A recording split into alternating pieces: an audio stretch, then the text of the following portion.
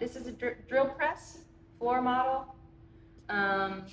It has a table that you can move up and down for a different relationship to the bit, depending on how thick your material is that you're working with.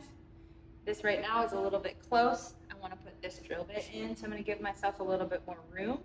In order to move this table, you're going to release this, and then over here, it will allow you to lift and lower the table.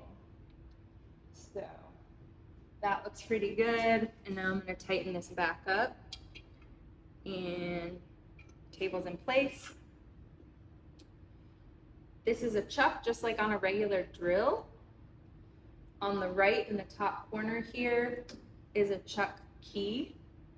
This key lives with this drill up here, and that is going to allow you to open the mouth to put a drill bit in, and then you'll tighten it down around that bit, and then you want to tighten it 1, 2 times. This is a guard, so if anything flies, this will protect you. So you just want to make sure that the guard is flipped down. And now I want to make sure that that drill bit is in there correctly and that it's running true. So I am going to turn the machine on. It looks good, it's in alignment.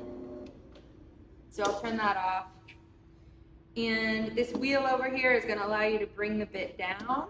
I'm going to drill through this. I'm going to put a sacrificial piece under there, so I drill into this instead of the table. I'm just putting a hole in this, so I feel confident holding that with my hand, but you can always grab a clamp and clamp your material down so that you don't have to hold it. This machine has a lot of force turning, so you don't want to have hair or jewelry hanging down in the way of it, but you also might need an extra helping hand to hold the material down.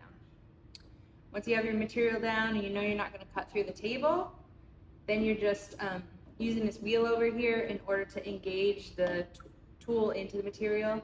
There's a start-stop here right in front of you. Hit start, and then you can bring this down. When you feel it cut through, bring it back up, turn it off, and then you got a hole in your material. Wait till this comes to a complete stop, and then you can remove everything.